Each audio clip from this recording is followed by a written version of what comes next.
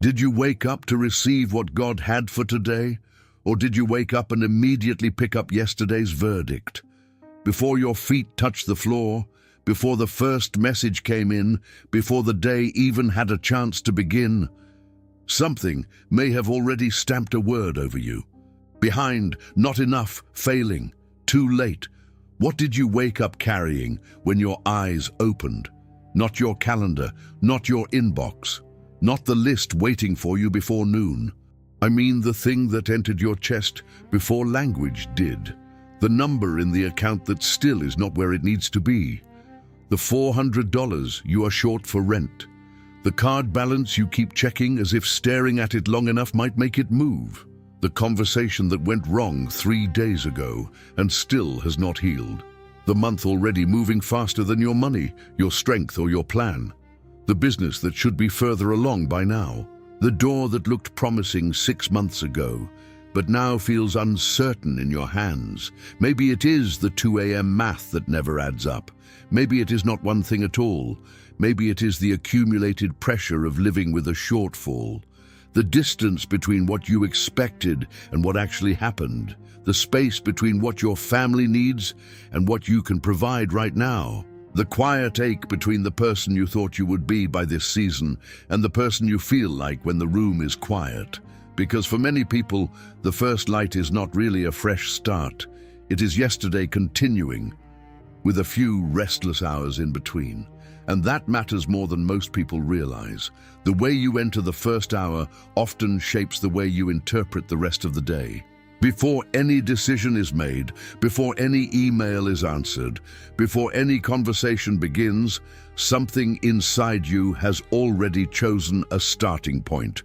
You either start from what God gives, or you start from what yesterday seemed to prove. And those two beginnings do not lead to the same day. Let me describe what this looks like in real life.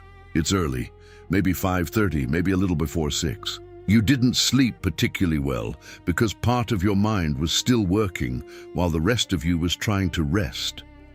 The alarm goes, or a child wakes you, or your body simply gives up on sleep because there's something pressing on you that won't release.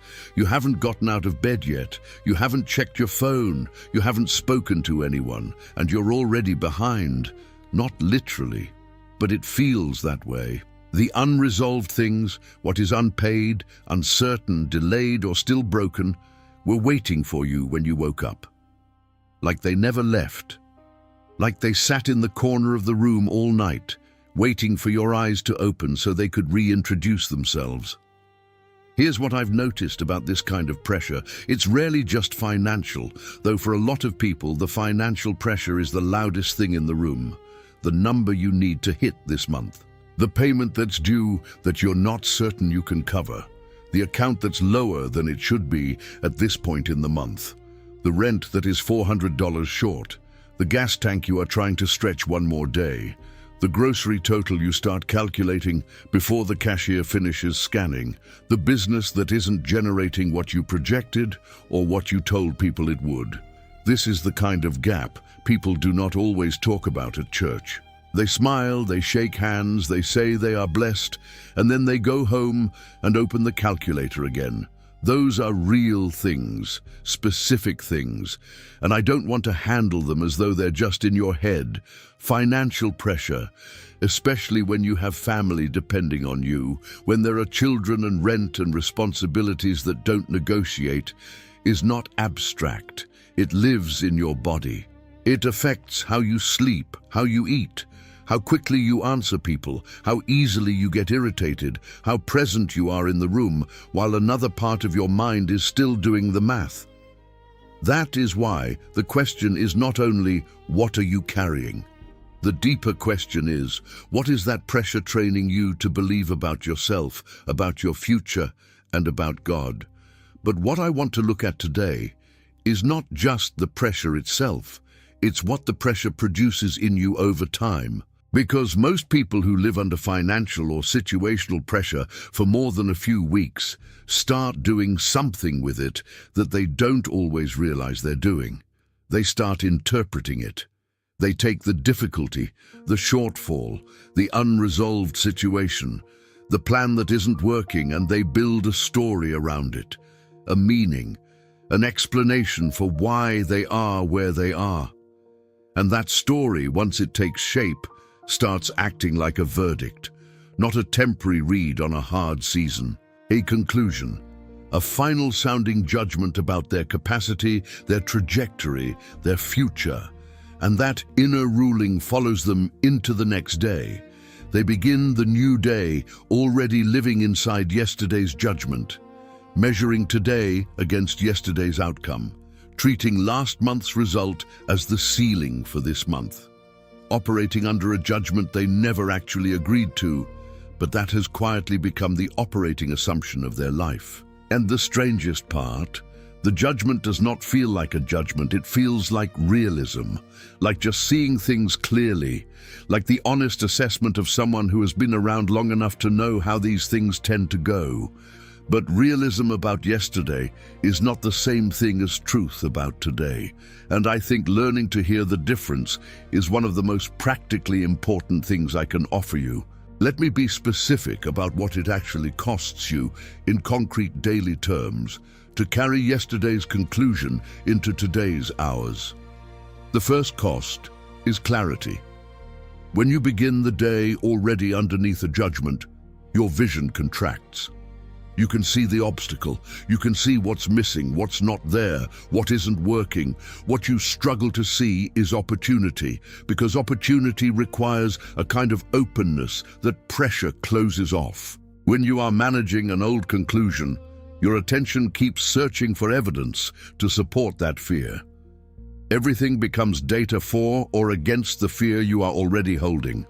That matters in immediate, practical ways. The decisions you make in the first hour of the day, who to reach out to, what to prioritize, whether to take the risk or play it safe, whether to walk into a room like someone with something to offer or like someone who is already calculating what they might lose, those decisions are shaped by your starting position.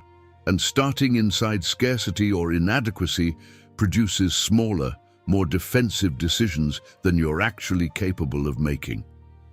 The second cost is presence. The people who need you, your spouse, your children, your team, your clients, they feel the heaviness even when you say nothing about it. You don't have to announce that you're carrying something. It shows up in how you listen, whether your eyes are in the room or somewhere else, whether you respond from a full place or from a depleted one. The judgment in your chest creates a kind of absence that the people closest to you sense, even when they can't name it.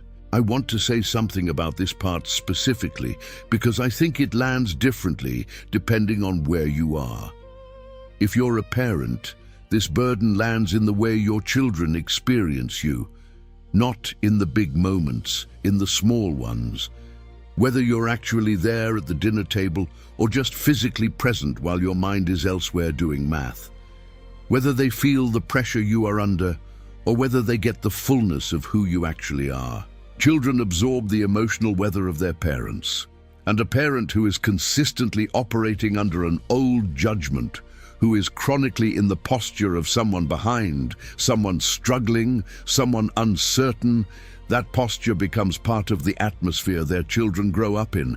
That's a cost that extends beyond you. And the third cost, the one I want to name most directly, is your relationship with God. Here's what happens when you bring yesterday's conclusion into your prayers. You pray, but you pray from inside the old frame. You bring your need to God, but you bring it with a quiet layer of assumption underneath, an assumption that the situation probably is what it looks like, that things will probably continue in the direction they've been going, that the distance between where you are and where you need to be is, in some fundamental way, yours to manage. You aren't denying God, you're just not fully expecting Him, not with the part of you that actually runs the day. And that divide between what you affirm about God with your words and how you actually function at 6:30 when the day begins is costing you the very thing that changes the day, which is access. Because grace that is functionally inaccessible to you, grace you believe in but cannot receive because you are already living inside an old conclusion, does not change the way you begin. It just coexists with the pressure, quietly, unreceived. Most people don't just sit passively under that inner ruling. We try things, we reach for something that might lift it. The first thing people reach for is productivity. The logic is, if I accomplish enough today, the feeling will lift. If I make enough forward progress, enough calls, enough movement on the plan, enough boxes checked, then by the end of the day I'll have earned some relief from the pressure. And sometimes that works, temporarily. You get absorbed in the work and the heaviness recedes a little, but it comes back because productivity addresses the symptom, the feeling of being behind, without touching what's underneath it. The old judgment did not appear because you haven't worked hard enough. Grinding harder does not overturn it. It just keeps you busy enough to temporarily not hear it. The second thing people reach for is comparison. You look at where other people are, what they've built, what they have, how their trajectory seems to be going, and you use it either as motivation or as confirmation. Usually, honestly, it lands as confirmation, because comparison is almost never accurate. You're comparing your inner experience to their visible output, your hardest chapter to their curated highlight. And the story it tells is almost always, they have access to something you don't. They figured out something you missed. The distance between you and where you want to be is not just circumstantial. It feels structural. That story is almost never true. But when you are already living under an old conclusion, you are especially vulnerable to narratives that confirm it. And the third thing, the one that I want to give the most honest attention to, is what I'd call spiritual performance. You say the right things. You post the verse. You go to church and you sing the songs. You tell people you're trusting God. And there's real sincerity in it. Some part of you means it. But there's another part of you that is still operating under the old judgment. That has quietly decided that the language of faith is what you say, not necessarily what determines how tomorrow goes. You're performing trust on top of an inner ruling you haven't actually challenged. And here's why that distinction matters. Because faith that sits on top of an unchallenged assumption does not change the way you begin. It gives you comfort inside the old frame. It is better than not having it, but it is not the same as receiving what the new day actually brings. So what would it mean to actually challenge that inner ruling? To pick up the question, who issued this judgment? And does it have jurisdiction over today? What if, with every sunrise, you are being given something new? And what if you keep walking past it to pick up what you set down the night before? This is not just ancient history. It is a psychological blueprint for survival, written from the ruins by a man who watched his entire world burn to the ground. There is a voice in Scripture that understands this with devastating honesty. It comes from the Book of Lamentations, traditionally connected with the prophet Jeremiah, and in the scene behind the words I'm about to share, the city he had given his life to was gone. Not struggling, not in difficulty, gone. Jerusalem had been destroyed, the walls broken down, the sacred places burned, the structures reduced to rubble. The people he had spent decades trying to warn and serve and protect had been marched off into exile in Babylon. Everything that had structured his world, everything his faith had been organized around, physically, communally, institutionally, was ash, and he was left behind, sitting in it. Lamentations is one of the most unfiltered expressions of grief in any ancient literature. He doesn't sanitize it. He describes his suffering in visceral terms. He says his prayer can't get through, that he feels surrounded on every side, that God has become, in his experience, like an enemy. He names the darkness as darkness. He doesn't perform okayness about a catastrophe. And right in the middle of that honest, unvarnished grief, something shifts in him. not in his circumstances. The rubble is still there, not in his feelings. The passages immediately surrounding what I'm about to read are still full of anguish. The shift happens in what he chooses to direct his attention toward. He says, "And this detail matters. I call this to mind, and therefore I have hope." Not it occurred to me. He actively, deliberately directed his attention somewhere specific. It was a choice, made in the dark, before anything had changed. In modern language, you might call this a sacred form of cognitive reframing. Not denial, not pretending the rubble is not real, but refusing to let the most painful evidence become the only evidence. It is the soul learning to look again. It is spiritual resilience before the word resilience ever became popular. And what he called to mind was this: Lamentations 3:22-23. Because of the Lord's great love we are not consumed, for his compassions never fail. They are new every morning. Great is your faithfulness. New every morning, not spoken in comfort, written in the ruins of Jerusalem, while the ash was still in the air. I want you to hold those two realities together because the contrast is the whole point. This is not triumphant language from someone whose situation has improved. This is survival language, anchor language, from someone who has lost everything and is making a deliberate claim about what arrived with the sunrise. The Hebrew word he uses, hesed, is one of the most theologically significant words in the entire Old Testament.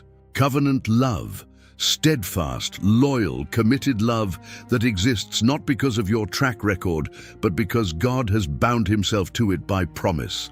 And Jeremiah says that love doesn't get consumed, doesn't diminish under pressure, doesn't run dry no matter how much it's been drawn on. And then he says something that is almost structural in its logic. The supply is new with the day, not renewed as in the same supply, replenished, new, fresh. What arrives today has no debt to what yesterday cost. It comes full. Think about what that means for the way you start a day. You cannot exhaust it by needing it too much. You cannot reduce tomorrow's portion by drawing on today's. At the start of each day, the full reserve is available for what this specific day requires, not for last week's decisions, not for next month's uncertainty, for today. This ancient voice speaks from the worst conditions imaginable for this kind of conviction.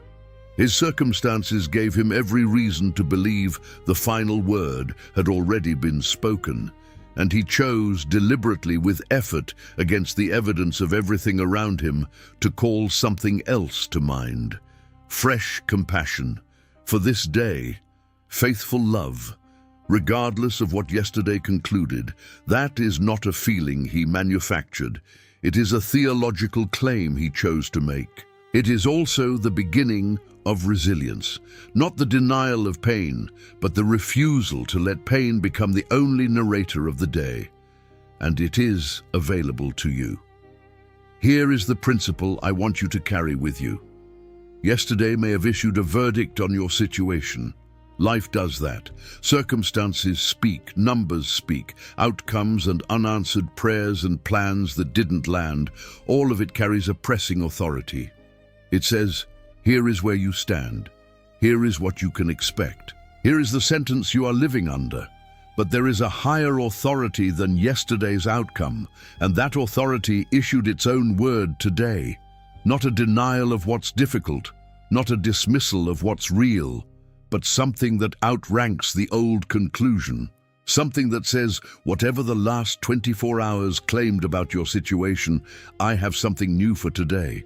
Grace that was not used up yesterday. Faithfulness that does not track your performance against a running tally. The practical question, the question that actually changes the first hour, is which word you are going to receive first. Are you going to pick up the old conclusion before you receive the new grace? Or are you going to do what Jeremiah did, deliberately, against the grain of everything pressing on him, call God's compassion to mind before you let yesterday set the tone? This is not positive thinking. Positive thinking tries to talk you out of what is real. This is something different. It is biblical reorientation. It is choosing to receive what is also real. The grace is real. The faithfulness is real. The strength available for this day is real. Jeremiah staked his survival on its reality, in rubble that would have confirmed any sentence of hopelessness, and his call to mind preceded his peace. The choice came before the feeling. He didn't wait to feel hope before he chose to look at what was true. He looked at what was true, and the hope came from it. You have the same access today. Before anything in your circumstances has changed, what would today look like if you received the grace before the old conclusion? I want to give you something specific, not a system, a single practice, one thing you can do when tomorrow begins that costs you nothing except a few minutes and a choice. Before you check your phone, before you look at the account, before you replay what's unresolved, say something out loud. Even if your voice is rough with sleep, even if nobody else is awake, say, "Today is new," not because yesterday resolved, because grace arrived. Say it before the phone, before the news, before the number, before the conversation you're dreading, before the to-do list and the gap, and the 2 a.m. math that follows you into daylight. The reason this matters is not merely psychological. It is the same thing Jeremiah did. He called it to mind. He directed his attention deliberately towards something specific before the pressure of the situation had a chance to set the agenda. You are doing the same thing. You are making a choice about what you receive first, today. Now, I want to be honest. This does not make the difficult thing easy.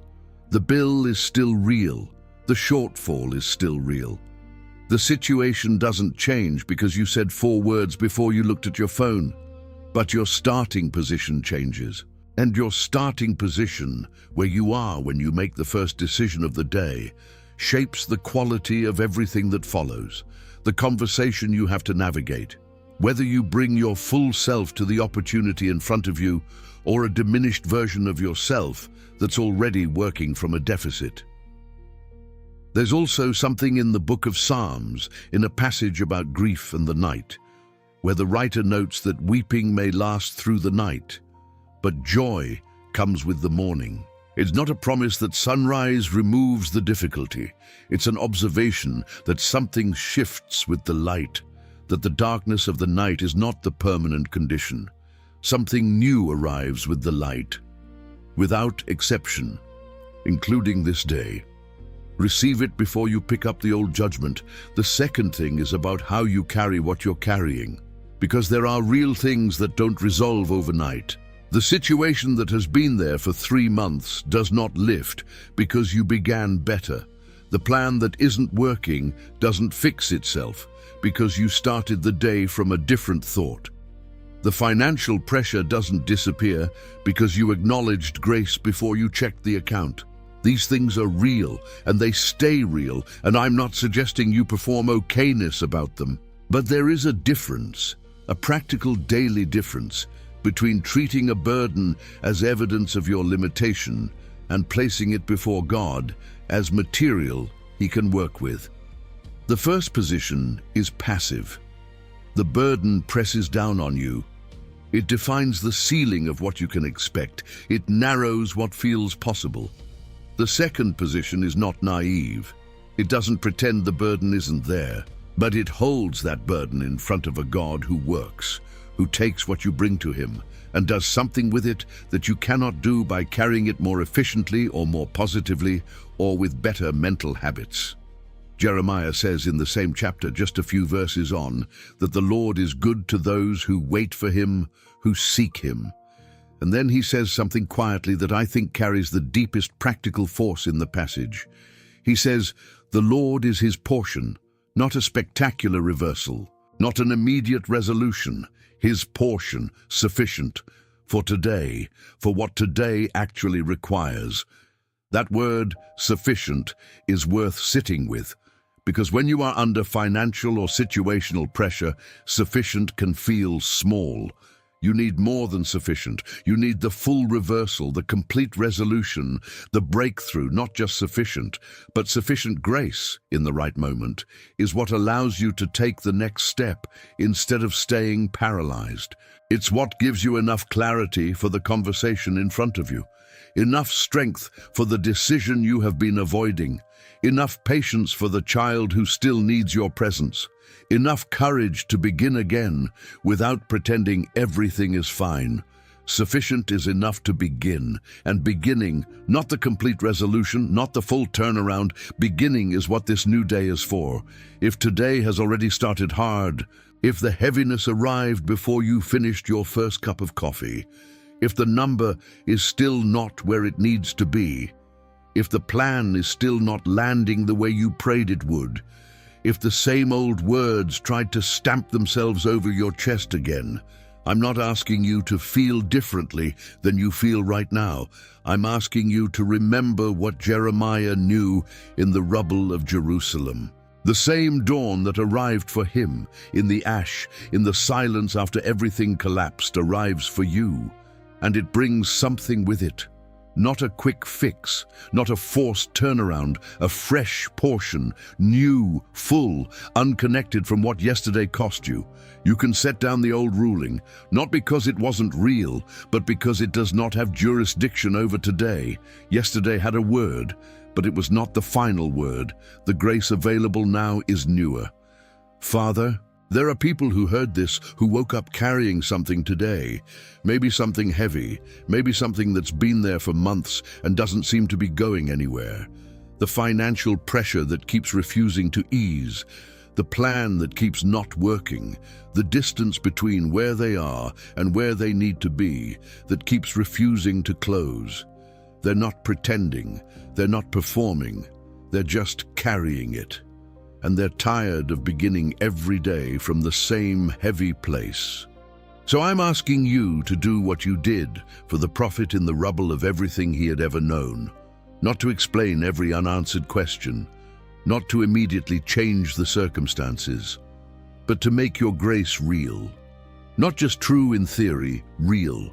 Something they can actually receive, something that lands in the body, in the place where the heaviness lives, in the space between what they need and what they have. And where there is specific pressure, real financial strain, real uncertainty about what comes next, real exhaustion from holding things together day after day, meet them there, with enough clarity for today's decision, enough grace for today's conversation, enough provision for today's step, not everything at once, just enough for today.